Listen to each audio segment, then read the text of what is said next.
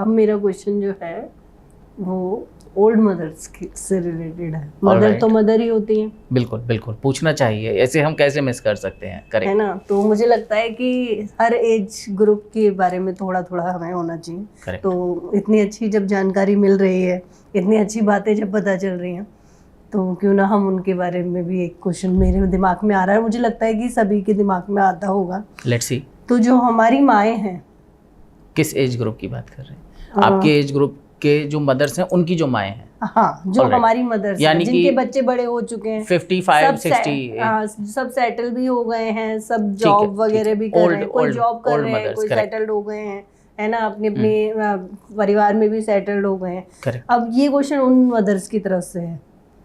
अब यहाँ पर आके क्या होता है कि उन्होंने तो अपनी पूरी जिंदगी बच्चों को दे दी, ठीक है, उन्होंने ट्रांसफॉर्म करने में, लाइफ को चेंज करने में, बच्चों के साथ उन्होंने अपना समय पूरा दे दिया। अब वो इस एज पर आके अपने आप को ठगा हुआ महसूस करती हैं जब बच्चे उनसे दूर हो जाते हैं। अब बच्चे क्या है कि अपने परिवार में शिफ्ट हो जाते हैं, है ना, और अपने अपने लाइफ में बिजी हो जाते हैं। वहाँ पर ना तो मदर जॉब कर सकती है क्योंकि उसका टाइम वो निकल जाता है, ना ही वो कोई काम कर सकती है शुरू, क्योंकि उतना एक्सपीरियंस नहीं होता, कोई वो वाली चीज़ नहीं होती है, और बहुत मतलब मुश्किल होता है कि पुराने समय से निकल के अब वो सारी चीज़ें जब छोड़ चुका है इंसान, तो दोबारा से उस जोन में वापस जाए, तो वो थोड़ा सा डिप्रेशन स्टेट में आ जाती हैं कि अब हम क्या करें। अब ना तो बच्चे हैं जिन्हें ट्रांसफॉर्म करना है, करेक्ट, और ना ही कोई लाइफ है जिसे ट्रांसफॉर्म करना है, और खुद को भी अब खुद भी कुछ नहीं कर सकते। तो उस स्टेज में क्या करना चाहिए मदर्स को? ये बहुत मुझे लगता गहरा है ये मुझे लगता है इस पॉडकास्ट का सबसे बड़ा और सबसे ही मुझे लग रहा है वो अंदर क्रिटिकल क्वेश्चन है। टूटती सी रहती है mother. I can understand that point of view. वो उसको समझ ही नहीं आता वो क्या करे, करेक्ट, फिर वो अजीब अजीब बिहेव भी करने लगती है, कोई उसे समझता भी नहीं है। करेक्ट। ये जो आपने क्वेश्चन पूछा है, इसका जो आंसर है या इसमें जो इम्प्रूवमेंट की नीड है या जो सीखने वाली बात है, वो केवल मदर के एंड पर नहीं है। यहाँ पर जो चेंज शुरू होता है वो होता है रियलाइजेशन से। अब यहाँ रियलाइजेशन के बहुत सारे फैक्टर्स हैं, जिसमें से कुछ फैक्टर्स मैं यहाँ पर कवर करने की कोशिश करूँगा। सबसे पहले तो यहाँ पर उन बेटों की बात करते हैं जो बेटे जो है सेटल हो गए हैं, और यहाँ पर आपने एक बात करी कि जो मदर हैं उन्होंने अपनी लाइफ को डिवोट किया है उन बेटों की लाइफ को बनाने के लिए। क्लियर है? बिल्कुल। मदर एक ऐसी स्टेट में है जिसमें हम देख पा रहे हैं कि वो एक रिटायर्ड स्टेट है, यानी उन्होंने रिटायरमेंट ले लिया है काम से। ओके, अब उनकी कोई ऐसी वर्क रिस्पॉन्सिबिलिटी नहीं है, ऐसा कोई कमिटमेंट नहीं है। क्लियर? तो यहाँ पर जो सेटलमेंट वाली बात आती है कि हाँ बच्चे सेटल हो गए हैं, तो बच्चों के दिमाग में ये बात होनी चाहिए कि leadership is doing what is right even when nobody is watching. Okay, यानी कि हमें क्या होता है जब हमारा लाइफ सेटल होता है, जब हमारा करियर सेटल होता है, तो हमारे समाज में हमें कोई ये बताने वाला होता ही नहीं है कि बेटा करियर इस तरह से सेटल होना चाहिए जहाँ पर आप अपने माता पिता के साथ रह सको। जैसे यहाँ पर मैं अंगूर के गुच्छों वाला एग्जाम्पल लूँगा। अंगूर जो गुच्छे में होते हैं उनकी वैल्यू ज़्यादा होती है, जो टूटे टूटे साइड में पड़े रहते हैं उनकी वैल्यू ज़्यादा होती है? जो गुच्छे में होते हैं, जो गुच्छे में अंगूर होते हैं, बाज़ार से आप केले खरीदने जाओ, बिल्कुल, जो टूटे हुए केले अलग पड़े होते हैं उनकी वैल्यू कम होती है। क्लियर? लेकिन जो केले पूरे बॉन्ड के साथ होते हैं बंच में ही लेते हैं, हर कोई बंच में लेते हैं। यानी कि जो चीज़ अपनी जड़ से जुड़ी हुई है ना, उसकी वैल्यू ज़्यादा है, और जिसने अपनी जड़ छोड़ दी है वो जल्दी से डिके होने लगता है। जो केला अपनी जड़ से जुड़ा हुआ है उस केले की लाइफ भी ज़्यादा है। जो केला अलग हो जाता है, दुकानदार उस केले को जल्दी बेचना चाहता है। वो सोचता है कि आज 50 रुपये में चाहे मैं 1 दर्जन से ज़्यादा निकाल दूँ, इन्हें जल्दी से निकाल दूँ, क्योंकि उसे पता है कि अब ये बचने वाले नहीं हैं, अब ये जल्दी से क्षीण हो जाएंगे, अब ये पेरिश हो जाएंगे, अब ये ख़राब हो जाएंगे। तो बच्चों को ये समझने की ज़रूरत है कि जो बच्चे अपनी जड़ों को यानी अपने माता पिता से कनेक्शन को छोड़ रहे हैं, जो ये सोच रहे हैं कि हाँ मैं अलग रहूँगा और बिल्कुल फ्लॉरिश करता रहूँगा, वो अपने मन की गहराई में झांक लें पहले। हो सकता है वो फाइनेंशियली ही फ्लोरिश कर रहे हों, लेकिन इमोशनली एक एम्प्टीनेस जो है वो अपने अंदर प्लांट हो जाती है। या फिर उनके जो बच्चे हैं उनके अंदर जो वैल्यूज़ आनी थी, जो दादा दादी से ही आने वाली थी, उन वैल्यूज़ से वो डिप्राइव हो जाएंगे। तो जो लोग अपने माता पिता से करियर की आड़ में अलग रहने का फैसला करते हैं, क्योंकि ये फैसला खाली माँ बाप ने नहीं किया है, इसमें पहले बच्चों की चॉइस है। वो माँ बाप के पास नहीं जा सकते, लेकिन माँ बाप तो बच्चों के पास आ सकते हैं ना, जो केवल गेस्ट विजिट की तरह ही आ रहे हैं आजकल। तो बच्चों को समझना होगा कि अगर उन्होंने ये करियर की आड़ में इस तरह का फैसला लिया है कि हम माता पिता से अलग रहेंगे, तो उनकी जो परिस्थिति है वो उस केले के भांति है जो जल्दी छीण हो रहा है, जो अपनी जड़ों से अलग हो गया है और जिसकी वैल्यू कम होती जा रही है तेज़ी से। और इसका जवाब मेरे एक्सप्लेनेशन में नहीं है, इसका जवाब उस इंसान को अपनी मन की गहराई में झांक कर देखना होगा कि मेरी लाइफ में इस चीज़ का हिट कहाँ पर हुआ है, कहाँ पर वो पूरा टूटा हुआ है। और जिस दिन वो उन जड़ों से वापस जुड़ेगा, वो फिर से स्ट्रेंथन होना शुरू हो जाएगा। दूसरा, ये एक एंगल था जो बेटे की तरफ से था और मुझे लगता था कि पहले ये एंगल कवर करना बहुत ज़रूरी है। दूसरी चीज़ यहाँ पर मैं मदर के पॉइंट ऑफ व्यू से, क्योंकि अगर मान लीजिए मेरी बात को मदर देख रहे हैं तो समझना बहुत ज़रूरी है। Life is about growing a tree under the shadow of which you don't expect to sit. यानी जीवन एक ऐसे पेड़ को उगाना है जिसकी शैडो में आप खुद बैठ नहीं पाओगे। ओके, यानी इस बात में क्या है कि हो सकता है कि पहले वाले क्वेश्चन में चेंज ला पाना संभव ना हो, बच्चा माँ बाप को ना ला पाए या माँ बाप आना ना चाहे, ऐसी भी परिस्थिति हो सकती है। माता पिता भी ज़िद्दी हो सकते हैं या फिर उनका अटैचमेंट एक पर्टिकुलर प्लेस से ज़्यादा है कि हाँ भी वो नहीं आना चाहते हैं। इमोशनल बॉन्ड पे तो कोई रिस्ट्रिक्शन नहीं है ना, वो तो अच्छे से क्रिएट किया जा सकता है ना। बेटा उस तरह से सोलफुली कनेक्ट हो सकता है ना, बेटा जहाँ पॉसिबिलिटी है अच्छे से वो क्वालिटी टाइम दे सकता है ना, तो बेटा वहाँ पर तो करेक्शन करेगा ही। अगर माता पिता की तरफ से रिस्ट्रिक्शन है, लेकिन अगर रिस्ट्रिक्शन वाइफ की तरफ से है कि तुम अपने माता पिता को मत भुला लेना, तो मेरे ख्याल से यहाँ पर वाइफ को और बेटे को दोनों को सोचना चाहिए कि हम क्षीण होने वाले जर्नी में शुरू कर चुके हैं। अब मदर की बात आती है, मदर को क्या समझना होगा कि जहाँ पर इमोशनली हो सकता है वो चीज़ हो जाए। मदर को ये समझना होगा कि लाइफ का अर्थ ही ये है कि कुछ ऐसा निर्माण कर देना जिसका फ़ायदा आपको नहीं मिलने वाला है। लाइफ जो है वो हमसे, जब हमने उन बेटों को बड़ा किया है तो हमने अपना पर्पज़ सॉल्व कर दिया है। अब हमें ये समझना पड़ेगा कि हो सकता है कि आज की डेट में वो रियलाइज़ ना करें या वो मेरी लाइफ से अलग सेटल हो गए हैं, लेकिन एक दिन वो ज़रूर रियलाइज़ करेंगे और एक दिन जब वो रियलाइज़ करेंगे उस दिन वो पर्पस सॉल्व हो जाएगा।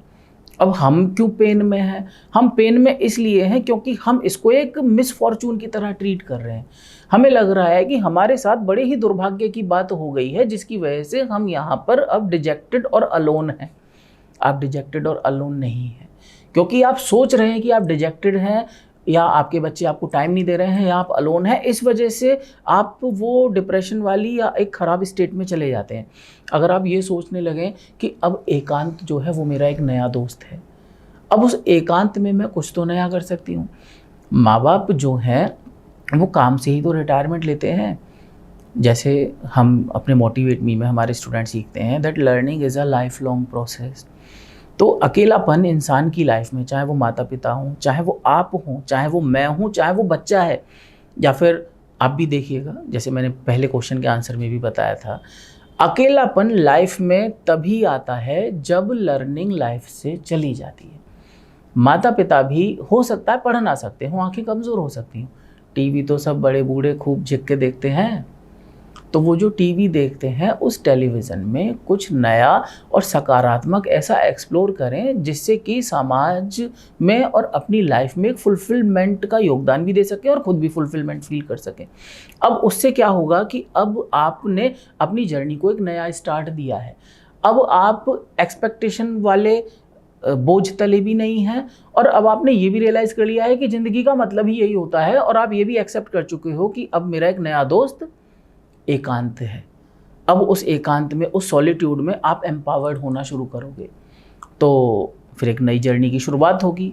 और जब एक नई जर्नी की शुरुआत होगी तो मेरे एक भैया हैं, वो कहते थे कि once you prioritise your life everything comes in its proper order by its own.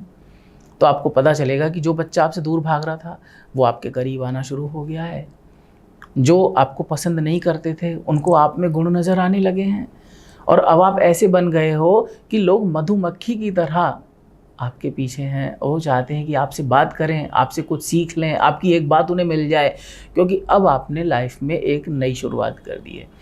तो जिनके पास बच्चे हैं भी, अब ये मत समझना इसका मतलब कि अच्छा मेरे बच्चे मेरे पास हैं, मुझे सीखने की ज़रूरत नहीं है, क्योंकि आकाश शर्मा ने तो ये बताया था कि बच्चे ना हो तब ये काम करें। ये काम तब भी ज़रूरी है, क्योंकि अगर आप इस काम को करोगे तभी आपकी कदर होगी, तभी आपका बॉन्ड और मजबूत होगा। हाँ। तो लोगों की बेकदरी कब होती है? जब वो लर्निंग करना छोड़ देते हैं। अगर वो सारी ज़िंदगी लर्न करते रहें, कुछ ना कुछ नया ऐड करते रहें अपने अंदर, तो बेटा क्या, बहू क्या, बच्चे क्या, समाज क्या, सब लोग उसकी वैल्यू करेंगे। सब लोग चाहेंगे कि हाँ इससे मुझे कुछ काम की चीज़ मिलनी चाहिए, मुझे इसके पास 10 मिनट बैठना चाहिए। तो यहाँ पर मेरे ख्याल से 2 एंगल जो थे वो मैंने आपको शेयर किए हैं। इन दोनों एंगल से ही ये संपूर्णता, ये फुलफिलमेंट यहाँ पर महसूस हो सकता है मदर की लाइफ में। बिल्कुल गुरुदेव, मैं आपकी बातों से सहमत हूँ। और जैसा कि मैं समझ पा रही हूँ और हमारी ऑडियंस भी समझ पा रही होगी कि यहाँ पर बच्चों को ये समझने की ज़रूरत है कि अगर हम पेड़ पर लगे रहेंगे, पत्ते अगर झड़ जाएंगे, जड़ों से जुड़े रहेंगे तो बने रहेंगे, क्योंकि झड़े हुए पत्ते की वैल्यू नहीं रहती है। पेड़ से अलग हुआ पत्ता इधर उधर चला जाता है, उसकी वैल्यू खत्म हो जाती है। करेक्ट। तो बच्चों को तो ये समझने की ज़रूरत है, और वहीं पर पेरेंट्स को, मदर्स को, फादर्स को ये समझने की ज़रूरत है कि पंछी भी अपने बच्चों को बड़ा करने के बाद खुले आसमान में छोड़ देता है। वंडरफुल। ठीक है, तो वहाँ पर वो अगर उन्हें कैद करके रखेंगे तो वो बच्चे उड़ नहीं पाएंगे। वंडरफुल। वो अपना जहां नहीं बसा पाएंगे, वो चीज़ें कर नहीं पाएंगे। अगर आपने उनको वो ताकत दी है, वो ट्रांसफॉर्मेशन के लिए उनको तैयार किया है, तो अब उनको उड़ने दो, अब उनको आगे बढ़ने दो, उनको जिंदगी में सब कुछ करने दो। और वो तुम्हारे हैं, तब तुमने उनको इतने संस्कार दिए तो वो तुम्हारे पास अपने आप लौट के आएंगे। पर हम उनको अगर रोकेंगे, दबोचेंगे, तो वो कुछ लाइफ में वो चीज कर ही नहीं पाएंगे जो जिसके लिए आपने उनको आगे बढ़ाया है, जिसके लिए आपने उनके साथ इतनी मेहनत की है। तो उन्हें छोड़ना बहुत जरूरी है, और खुद भी उड़ान भरना। हाँ, और तीसरी थिंग, हाँ, तीसरी बात जो सबसे बड़ी है वो ये है कि अब बच्चे तो बड़े हो गए हैं, अब यहाँ पर हमारी दूसरी शुरुआत की बारी है। अब बच्चों को छोड़ो, खुद से नई शुरुआत करो। जो जो चीज़ें हम छोड़ चुके हैं, जो जो चीज़ें हम नहीं कर पाए अपनी लाइफ में, हम अपने बच्चों को संवारने में लगे रहे, अपने समय को इधर बिताया उधर बिताया, उन सब चीज़ों से अब वापस आके हम अपने आप को एक नई शुरुआत दें। हम वो चीज़ें करें जो हमें अच्छी लगती थी, गाने सुने, वॉक पे जाएं, टहलें, फ्रीडम है, बुक पढ़ें, बुक नहीं पढ़ सकते हैं तो म्यूज़िक सुने, या फिर कुछ भी जो भी हमें अच्छा लगता है लाइफ में, अपने आप को अलग अलग चीज़ों से हम खुश रखने की कोशिश करें, और वही चीज़ें हमारे बच्चों को हमारे करीब भी लेके आएगी। करेक्ट। तो उम्मीद है आपको ये पसंद आया होगा पॉडकास्ट, ये बातों से कुछ दिशा नज़र आई होगी, एक फुलफिलमेंट की तरफ आप नए स्टेप्स ले सकते हैं। मोटिवेट मी के साथ जुड़ने के लिए आप जो भी नंबर्स स्क्रीन पर दिखाए गए हैं, आप हमसे कांटेक्ट कर सकते हैं, गूगल पे सर्च कर सकते हैं। हमारे जो प्रोग्राम्स हैं वो आपके पूरी फैमिली को, आपकी लाइफ को, आपके बच्चों की लाइफ को हीरोइक ट्रांसफॉर्मेशन देने के लिए हैं। तो अगर आपका मन करता है, आपको लगता है कि हाँ आप हमसे जुड़ना चाहते हैं या हमारी हेल्प लेना चाहते हैं अपने बच्चों की लाइफ में एक हीरोइक ट्रांसफॉर्मेशन लाने के लिए, तो हमारे DHYC, हमारा सिंप्लीफाई ज़िंदगी, हमारा ज़ीरो टू हीरो, अंग्रेज़ी का भूत, मेकिंग ऑफ हीरोज़, या heroic life system, elite transformation journey, ऐसे काफ़ी सारे प्रोग्राम्स हैं जिनको आप एक बार चाहें तो एक्सप्लोर कर सकते हैं, हमसे बात कर सकते हैं।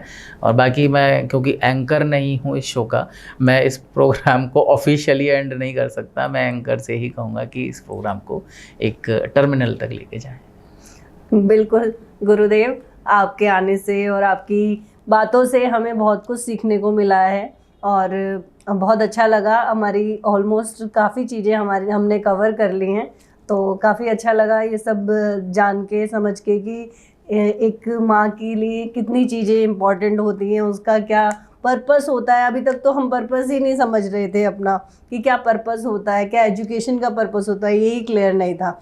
तो बहुत सारी क्लैरिटी आई है लाइफ में और मुझे लगता है कि ऑडियंस को भी ये चीज़ें समझ आई होंगी। और अगर कुछ भी आपके माइंड में भी कोई क्वेश्चन है तो आप कमेंट में पूछ सकते हैं, है ना। और ठीक है, तो फिर